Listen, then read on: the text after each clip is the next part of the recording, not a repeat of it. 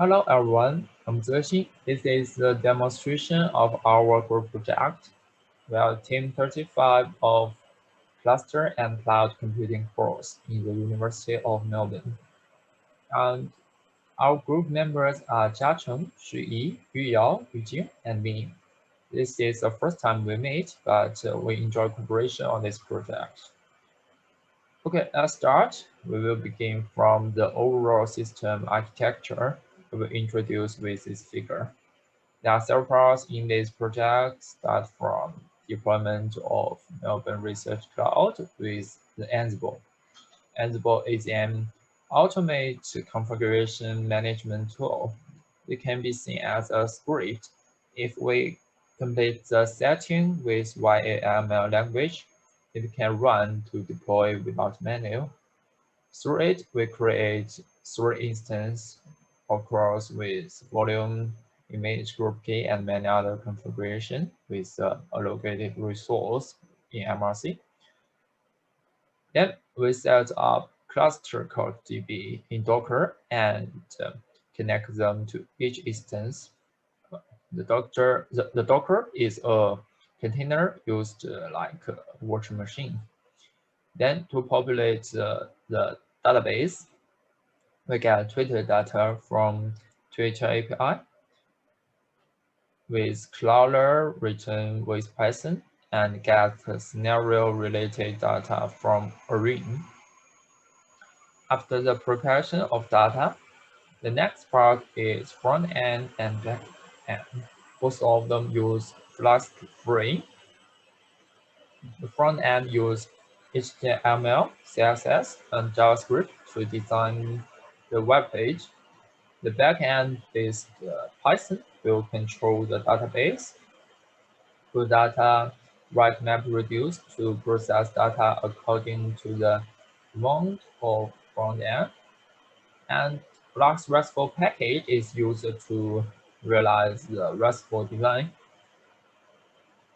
The front end send users request and backend return corresponding JSON type data and show it to the users.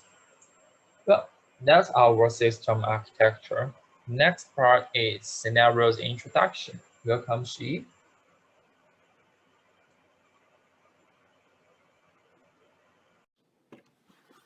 Now I'll go through the scenarios we explored in this project. The first scenario is AFL, the Australian Football League.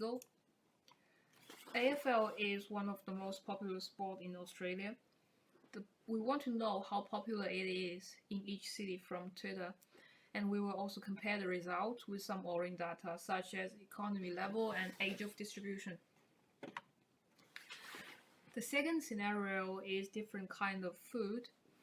Australia has a large number of immigrants from all over the world, and people like different kinds of food.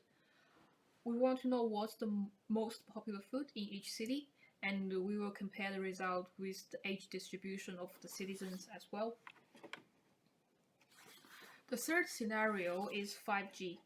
5G is fast developing around the world, and a lot of people has already started using 5G. But it is a very controversial topic. People's attitudes towards this topic are very different. So we used the NLTK package and did a sentiment analysis for the tweets, and then we divide the tweets into positive, negative, and neutral. We also compare the results with economy level, level of education, and age distribution of citizens. The last scenario is vaccine. Vaccine has attracted a lot of people's attention since COVID, and we use the same technique on analyzing vaccine Twitter data, and then we compare the result with economy level, level of education, and age distribution.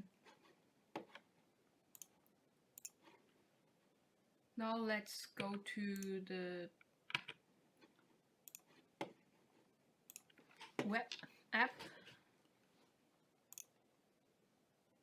We use this link to access our web app. This is the link to our master instance, and then this is the port number as set. So we come to our homepage, Australian Twitter analysis. Let's start. Now we have come to the AFL map. This map is showing some icons. The size of the icons are the Twitter numbers of the AFL discussion. And if you click on the icon, it will show the city name and the number with it. If you go to detailed analysis, these are the graphs we draw for the first scenario. This graph is comparing mean income with the Twitter numbers, and this one is the percentage of discussion for AFL in each city. Obviously, Melbourne has the biggest percentage. And these two graphs are showing the age distribution and the Twitter numbers. This one is the exact population numbers of people in each age range. And this one, we change this into a percentage. So we can see the actual distribution of population here. Now we go to vaccine maps. This is for positive Twitter numbers. Again, the size of the icon depends on the number of tweets we get. And this one depends on the positive tweets for vaccine. Click it and it has the number here. If you go to nature one, we got a map as well. We got this for Canberra as well, but it is very small because there's not much tweets. Negative one as well. We got odd numbers here. For detailed analysis, this graph is showing the exact number of tweets for each city, and this one shows an overall percentage. So we can go through all the cities, the percentage for all the cities here. And this one is comparing age distribution with Twitter numbers of different attitudes. This is the exact number of population, and this is the exact number of tweets, but this one we changed all of them to percentage to compare them. This is income with exact number of tweets, income with Twitter attitude percentage. And lastly, the education level. This is again the exact population number of each level of education, but here we divided the education level into 3 levels, and these are the percentage of each level.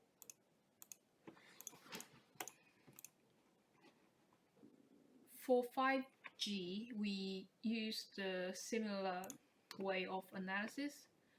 This is the map for positive tweets, map for neutral tweets, numbers here, and this is the map for negative tweets.